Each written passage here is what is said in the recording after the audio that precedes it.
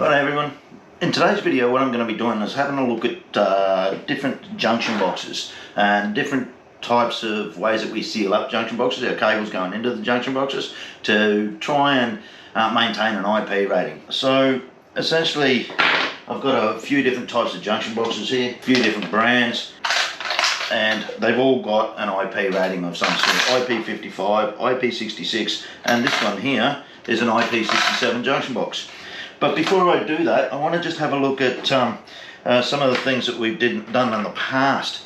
Now, originally a little while back, we've already had a look at some of the conduit fittings, how we get cables through a conduit, and I've even thrown a bunch of copper and tin copper cables into an esky full of water to try and see if we can have a look at what happens over a period of time, the degradation of those wires, to see if we can prove or have a look at what we call, in the industry we call green death, black death, where the oxidization forms a film over the top of it and creates problems for us in our boats and cars, four-wheel drives, caravans, whatever. But we're going to have a look at a close-up of those in a minute. But before we get into that, let's have a look at the junction boxes. So what we've got here is a couple of different sizes. We've got this one here is an IP65 junction box. You'll see it written on the front there. And this other one here is IP66. We'll talk about the IP ratings a little bit later in a different video. But the main thing to consider in all of this is basically the IP rating is essentially a rating for ingress protection from dust and water, dust and moisture, dust and water, and then in particular in boats we want to be able to control or stop ingress of water into our connections and our junctions and everything. And this one here, I'll have to open this one up. So this one here is IP67. See it in there. Hopefully you'll be able to see that. So that's an IP67 junction box.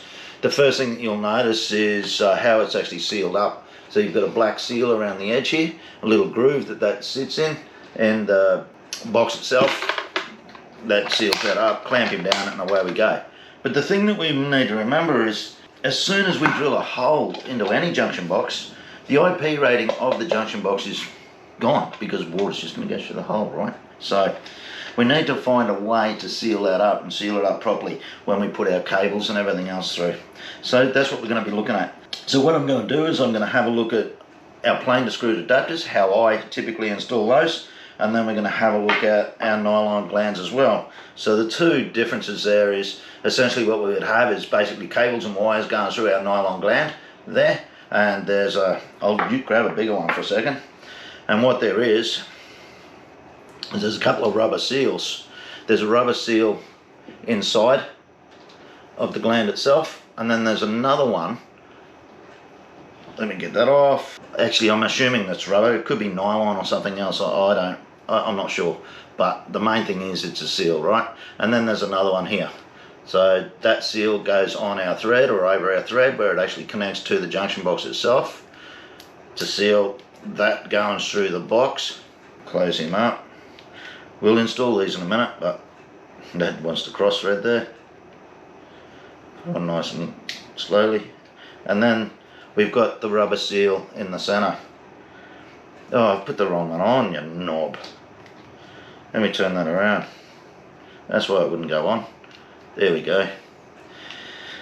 And then we've got the rubber seal in the center. So when we put that locking cap over the top, I'm just going to call it a locking cap. There might be another name for it. Don't really care. What we do is we tighten that down, and when we tighten that down, I should have grabbed a spanner for this, you can see it narrows itself down, and that seal there will seal itself around the cables, our wires, and provide us with that IP60 whatever it is, IP55, 56, 66, 67, lots of different IP ratings. So as we open it up, you'll see it'll start to open up again. So there we go. So let's install them. Let's have a look at the way that I install them. I believe it's the correct way. Other people have got different ways of doing it. I know that. Right. So the first thing that I'm going to do, obviously, is take the screws out, get it apart, have a look at it. You see this screw gun's had a bit of a rough life, hasn't it? around the fiberglassing and the resins and everything. But anyway, now there's your good old-fashioned hole saws. Now we typically buy them in a kit. You probably notice that some of these haven't had a lot of use because I'm rarely on the tools these days. Pretty rare. So you come in a bunch of different sizes. So that one looks like, yeah, 32mm, 25mm, and yeah, oh, there's your 25 there. And then you get what they call an arbor. The thing that I love about these hole saws too is so easy to connect up. In this case, what they've got is aligning lugs there. Yeah, pull them down, put your hole saw on top of that, whoop, and then let it clip up onto itself. So that's really cool. It stops that from getting really badly tightened up. So you got to get your spanners out and try and get the hole saw itself off of the arbor. So don't forget, this is called the arbor. Obviously your pilot bit, and we just pull that down. See if you can see that a little bit better. Pull that down and take that off, and then we change sizes or do whatever we want to do there. The other tool that what I'm going to use today is actually a step bit.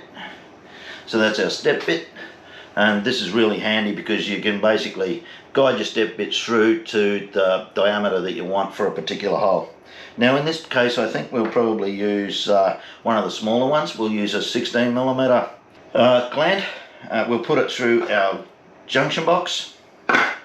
And we'll actually use this junction box here, because this junction box is designed to go on a wall and it's already got holes in it.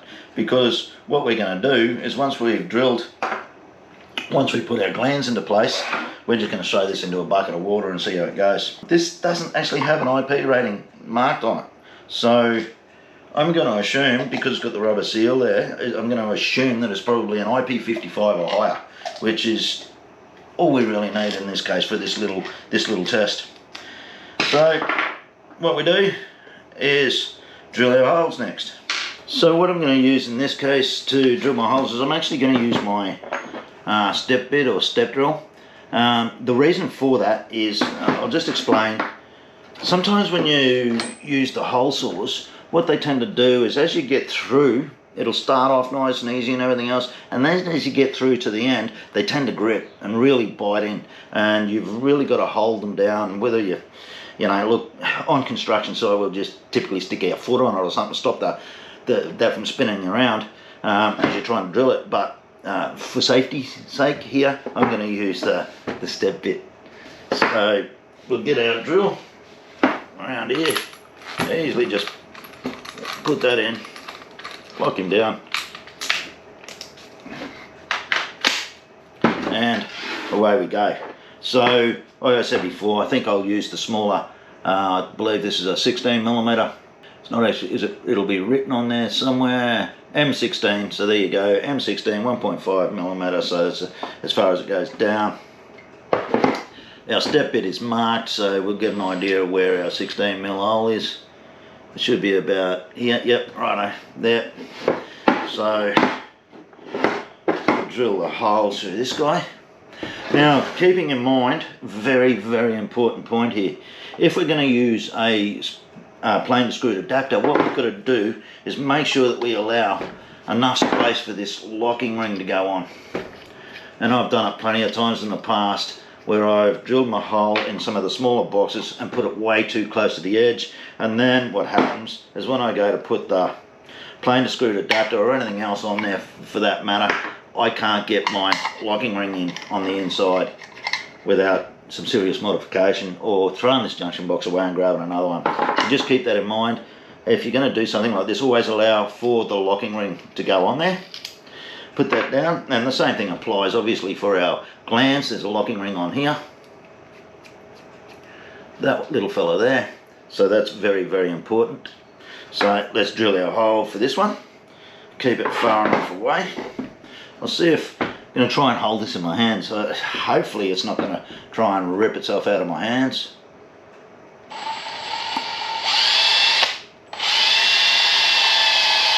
I'll put it down on the desk, guys. I'm hoping that you can see that. Hang on. Alright, so I've just rested my junction box on top of another junction box. purely so that you can see what's going on.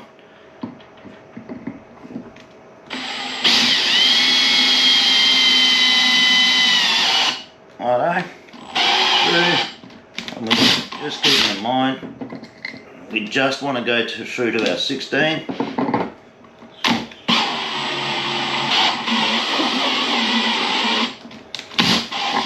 Sometimes what you've got to do is pull that apart and just have a look and see if that will fit. Nope, needed another couple of millimeters, a little bit more. Go down.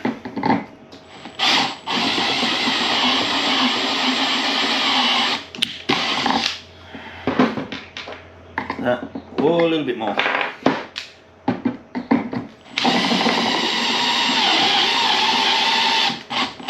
That should be enough. Yep, there we go. So that should be a perfect fit there. Now something that I hope you're going to notice here, we can see that's pretty clean cut, but what we get is little burrs. So on the edge of our cut itself, we've got little burrs. They're going to affect our seal. If you've got any plastic that's jarring out or could potentially create a problem, what it's going to do is allow water to get through. So we need to get rid of any little burrs or little imperfections, and what we do is a little deburring tool like this one, and all it does is just put it on the edge there and it scrapes away any of the plastic or the burrs that are potentially left. Obviously I can't get to the inside of that, so we just basically change the angle of it, and there we go. You see the plastic falling away there. Don't want to do it too much. That's nice and clean there now. So what that'll do is that'll allow me to now put my gland through there. Hopefully I've left enough room on the inside of it to screw my nut up. Yes, I have. That'd be embarrassing, wouldn't it? So now I just screw it up on the inside. You'll notice that I've got the seal on the outside to seal the gland up against the surface of the box itself to give our watertight seal there. Even get a spanner in there and tighten it up a little bit more. This is probably a better example. If I close that up, hopefully what you can see is the hole itself closing up as the seal closes around, well, when it goes to close around the cables, when we actually put some cables in there. Get that nice and tight. So there we go. So now I'm going to grab some wire and I'm going to shove some wires in there. Alright, so what I've done is I've just gone off and I've grabbed a little piece of tin copper cable there. It's just no, it's not tinned at all. It's just a piece of copper cable. No big deal. Anyway, we're just going to prove the fact that hopefully that this gland is going to seal up that hole that we've drilled really, really well to allow us to be able to whack our cable through there. Cable goes through. Very clearly, this is for demonstration purposes only. So normally as a rule we'll have our connections, whether you're going to use Wago connectors I should say, BP connector, any other type of connector inside this junction box, that's what we're trying to protect. Okay, so we've got our wire going in through the box. Sometimes we'll put a little service loop on there, and what I mean by a service loop is if you ever have a problem with this, what you want to be able to do is make sure you can cut a little bit off and reconnect it if you need to. So you pull a little bit more through and put a little service loop in there. Not necessarily in this case for demo, but so what I do now is I'm just going to tighten this up, and hopefully what you'll see is it's tightened right up around that cable itself to give us a nice watertight connection. Something to keep in mind here is I need to make sure that that rubber seal that's on this junction box sits nice and flush on the edges. If I have it up here, for example, it's obviously not going to seal very well. So I need to basically make sure that fits nicely around that, sits into the grooves, and that hopefully will sit down over our junction box perfectly there. Try and do them one at a time in a way that doesn't tighten one down too much. And there. Down there.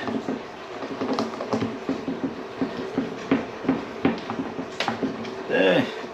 So what we can see is I've tightened those screws down now. The rubber seal has popped out. Well, it's basically sealed around all of those edges without any problems. Just double check this, make sure that that's nice and tight. Should be fine. And now what I'm going to do, I'm going to go and grab a bucket of water, and we're going to jam that in a bucket of water, and hopefully we'll give it probably half an hour or something. We'll come back and hopefully we won't get any water inside of this junction box. Alright, so now what I've got is I've got an esky that I've just put a heap of water into. I'm going to grab the junction box that we've just basically put a hole through, put a gland on there with a cable going through it. I'll do that again. And we're just going to dump that in there. Let that sit in there. Let that sit in there for a little while. Swish him around a little bit. And then in about half an hour, we'll come back and we'll see if there's any water on the inside of it. See if we've done it properly. Hopefully it'll be okay. Right, I just had a little bit of a thought, guys. What if I put a piece of paper in there? I open this junction box up again, this junction box, and put a little bit of paper in there so that we can see, you know, if the paper gets wet, then we know a little bit of water got through. Paper doesn't get wet at all, then we've sort of proven our point. So let's do that. So I've just taken the cover off of it, and if you have a look in there, so far we've got no water ingress whatsoever. I can't see a single drop of water in there. So now I'm going to put some tissue in there, because tissue paper will get really obviously messy if it gets wet. So let's try it. Tissue in there. I'll grab the seal again, make sure that those edges are good. Yep, that looks good. Get that around the right way and screw it down again. Righto, so now there's some tissue paper in there. Let's drop it in there again. Give him a bit of a stir around.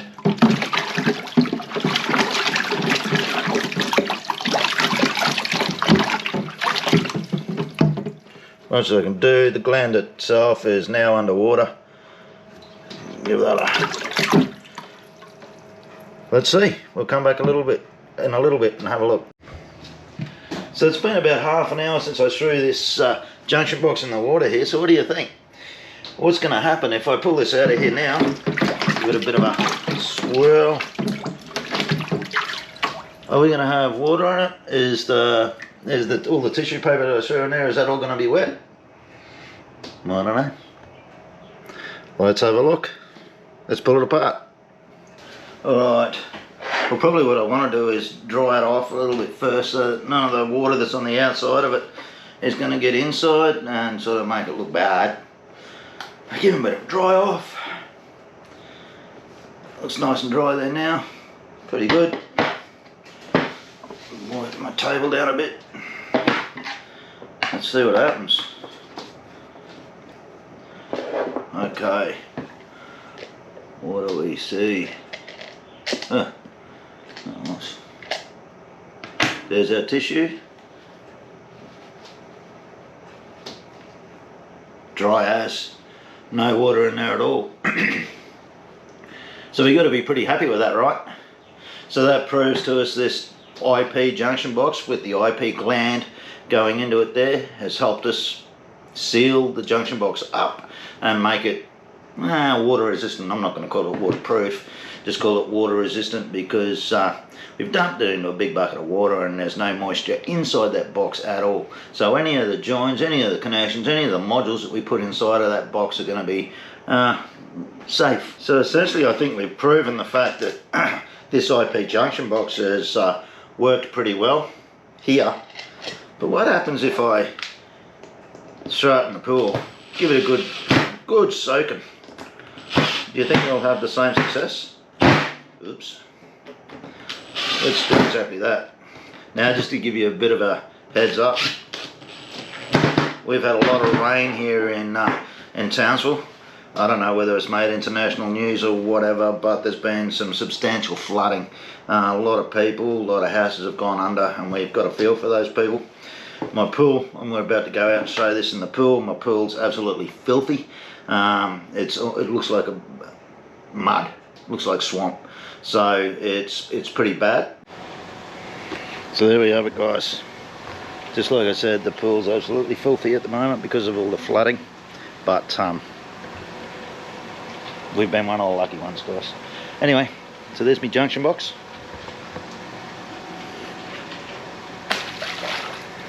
There we go. Let that bob around for a minute. Actually, let me go and get this pool skimmer thing. Righto.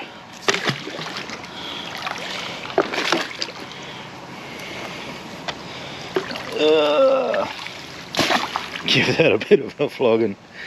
Get him under there. It's well and truly underwater now. Hold it down there for a few seconds, eh? Let's see what we get. I'm not going to go crazy with it. This is a bit silly, really, but why not? Let's grab it again. Oh.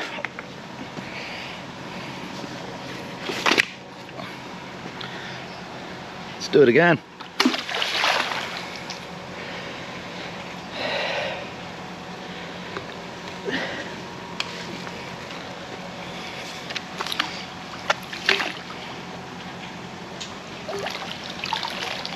There we go.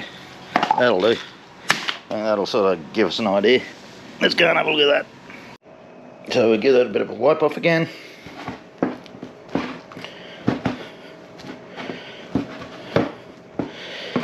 See if we can take that off one hand.